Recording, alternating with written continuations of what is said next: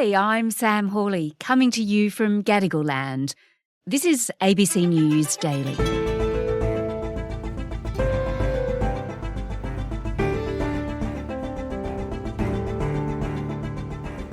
You might associate New York City with Times Square, the Empire State Building and the Statue of Liberty. But if you visit right now, you may also be struck by something quite different.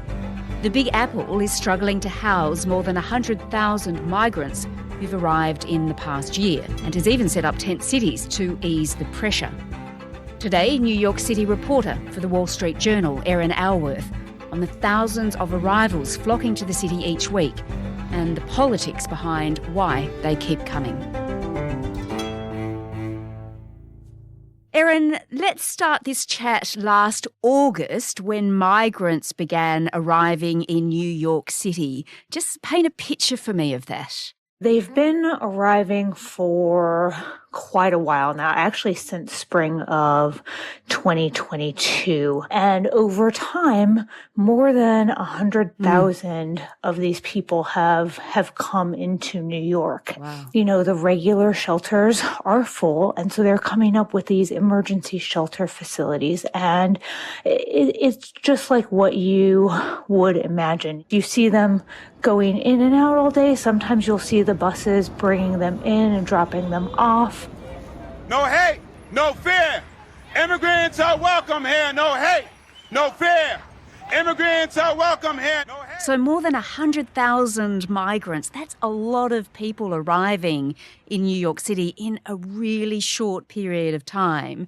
And it's causing some angst, isn't it, in the community? There are those who really support them being there, but then there are others that are worried by what's happening. They don't belong here, and I'm out here to protest that. I don't want them out here. We don't want them out here. They're not good for this neighborhood. And the New York mayor, Eric Adams, he says the city is full. It's at capacity. I don't see an ending to this. This issue will destroy New York City. Destroy New York City. We're getting 10,000 migrants a month. One time we were just getting Venezuela. Now we're getting Ecuador. Now we're getting Russian-speaking coming through Mexico. Now we're getting Western Africa. Now we're getting people from all over the globe have made their minds up that they're going to come through the southern part of the border and come into New York City.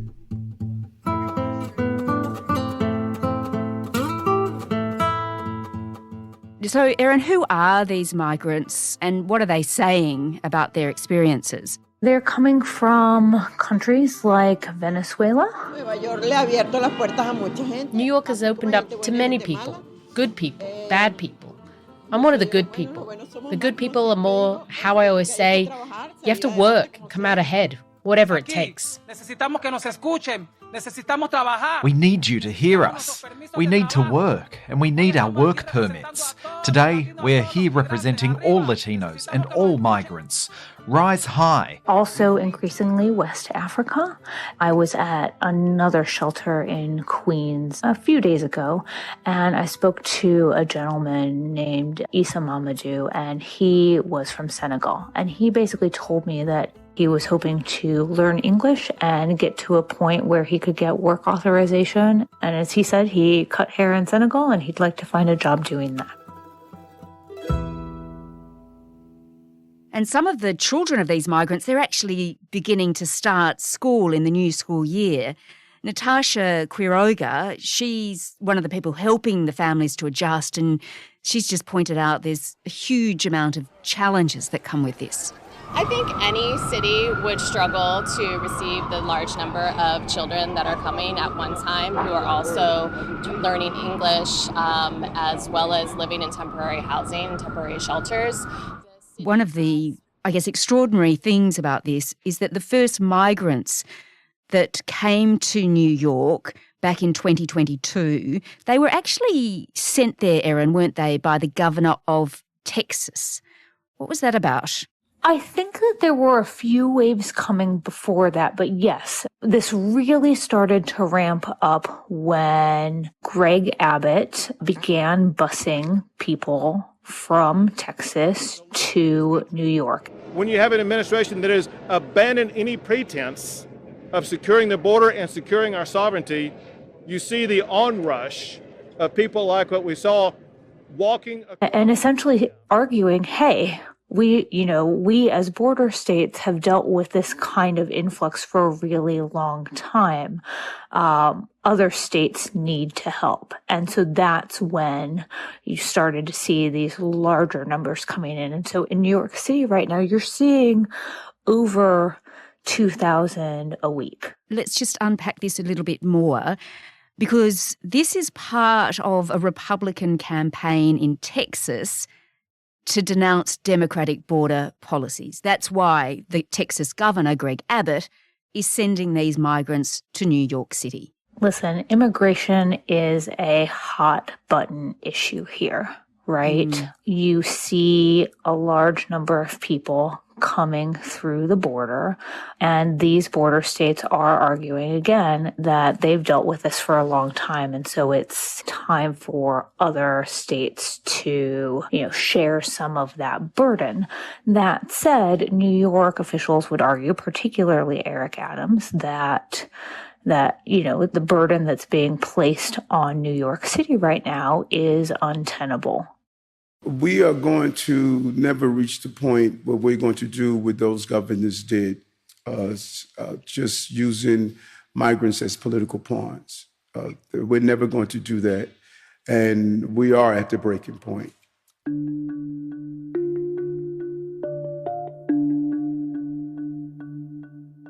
The Republican states in the South are making a statement that you can claim to be compassionate to migrants, but it's very different when it's your own problem.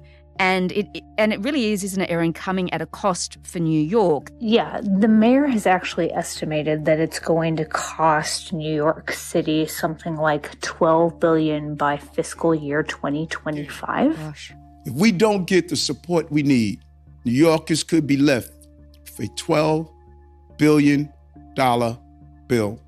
A lot of it is about finding space, right? But it's not just about finding space. It's also about, do we have the people to staff that space? Are these spaces in safe places? Do we have the school infrastructure and the other community infrastructure to absorb this large of an influx of people? Yeah, and I see reports they're even thinking of erecting tents in Central Park. There are not tents in Central Park yet, but there are tents in parks. Randall's Island, it's this island between the Harlem and East Rivers, and it's got dozens of athletic fields, and people go there to, play soccer and jog and picnic with their families. That's where one of these big tent complex shelters has been set up.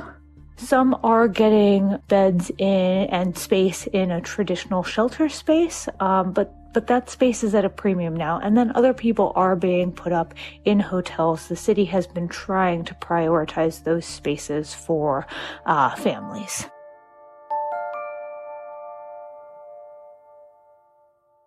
There is a legal obligation in New York City to shelter people in need. But because space is at that premium, the mayor has instituted a 60-day limit on shelter stays. And so people are being given notice that they've got 60 days to try and figure stuff out. So, Erin, how has the Biden administration responded to this influx of migrants to New York? So there has been some money promised. It's been slow to arrive. And outside of that, there hasn't been too much action. Both Eric Adams and Kathy Hochul have been pressing the administration, particularly on work authorization and, making it easier essentially for these people to get authorization to find a job and work legally. This crisis originated with the federal government, and it must be resolved through the federal government. The borders and decisions about who can work are solely determined by the federal government.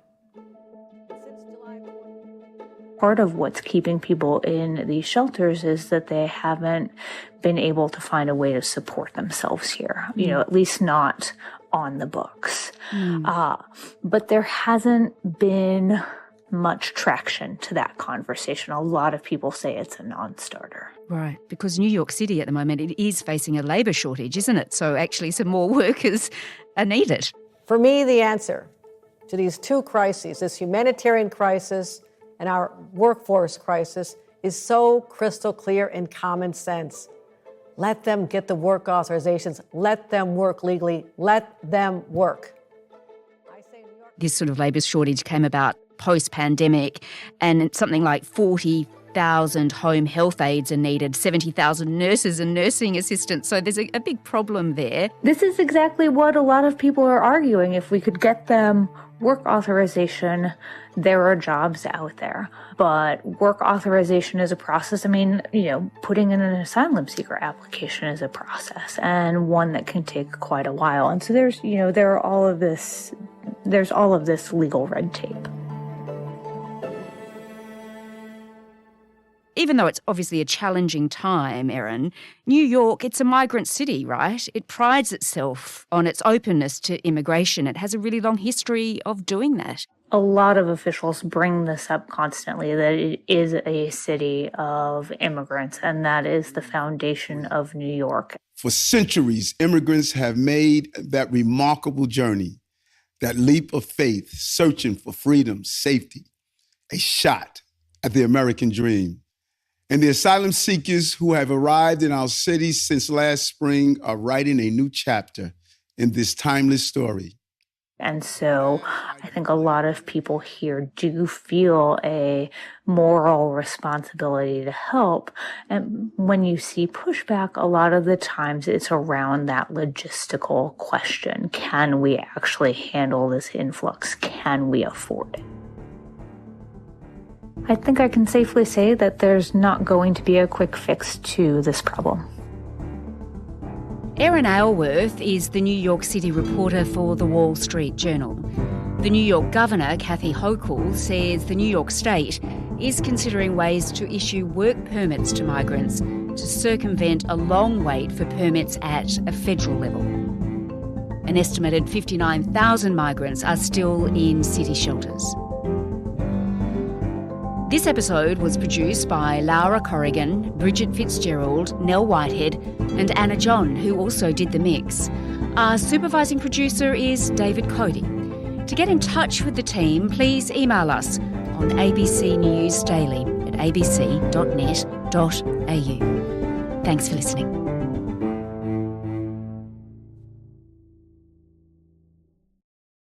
Subscribe to listen to more free podcasts or download the ABC Listen app and stream ad-free.